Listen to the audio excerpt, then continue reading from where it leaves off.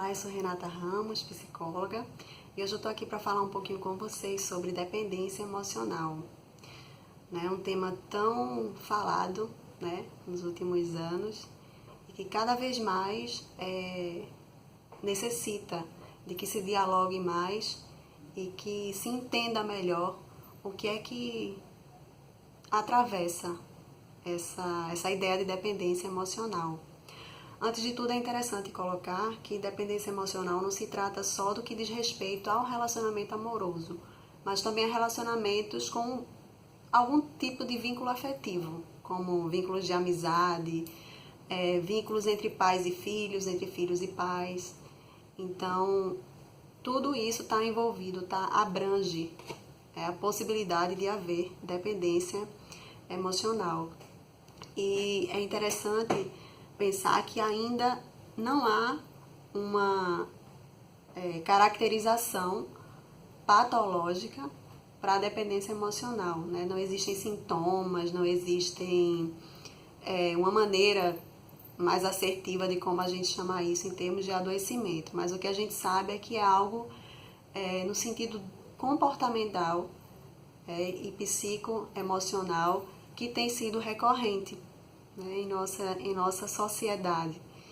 E é considerado de toda forma um transtorno aditivo, ou seja, eu preciso de um outro para manter um equilíbrio emocional.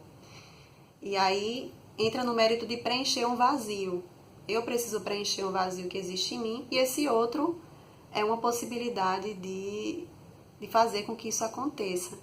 E aí, isso é independente de gênero, embora por muito tempo as mulheres tenham sido colocadas como protagonistas, das dependências emocionais, mas isso independe de gênero, isso independe também da faixa etária, isso independe também de classe social. A dependência emocional, ela é algo que muitas vezes é até imperceptível para quem está no processo de dependência. As pessoas têm uma dificuldade de se reconhecer dependentes emocionalmente de um outro. E elas perdem muito do que é delas, perde o eu, se despersonaliza, ou seja, deixa de ser ela mesma, passa a perder prazeres, a perder perspectivas em coisas que têm a ver com ela mesma. E aí tudo só tem graça quando envolve aquele outro, seja a presença física do outro, ou o interesse do outro, ou para corresponder à expectativa daquele outro. Então tudo acaba envolvendo o outro. E aí é interessante que a gente analise os vínculos. Como se trata de uma dependência que está ali, numa vinculação, a gente precisa entender como é que essa pessoa se vincula às pessoas ao longo da vida dela.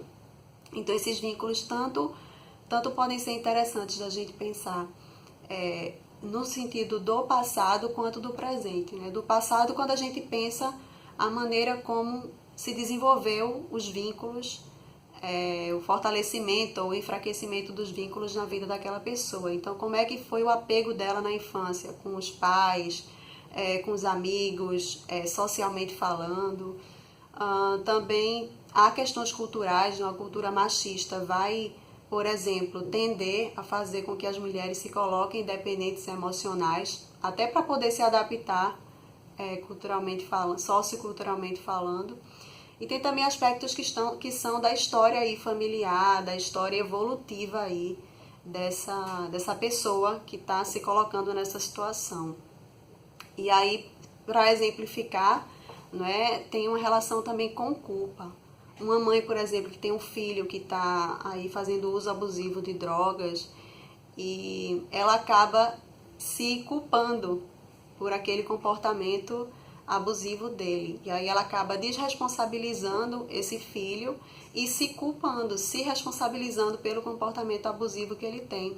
Mesma coisa também a gente pode comparar com mulheres que têm, por exemplo, companheiros abusivos, violentos. Então elas acabam se culpando pelo comportamento abusivo que aquele outro tem.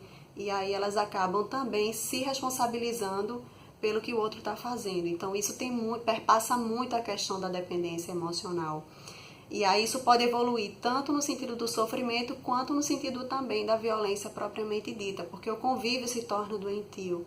Há um desequilíbrio né, psicoemocional nessa pessoa que está dependente. E isso por si só já gera, por sua vez, mais dependência. E aí vira um ciclo, né? E há necessidade de mais estudos sobre dependência emocional, mas o que a gente já sabe é que tratamentos como terapia em grupo e psicoterapia individual são bem interessantes e importantes, tanto para entender esses vínculos, essas histórias dos vínculos e como é que a pessoa tem se colocado, né, nessas relações ao longo da vida, fazendo esse antes e depois, e também para fortalecer essa pessoa, né, de modo que ela possa preencher esses vazios para além da relação com o outro, para além dessa presença, onipresença aí do outro em tudo que ela faz, em tudo que ela sente prazer. Tá bom? É isso. Compartilhe esse vídeo. Ajude também a promover saúde mental. Eu espero que tenha esclarecido algo interessante aí para você ou para quem vive aí junto a você nos seus vínculos, tá?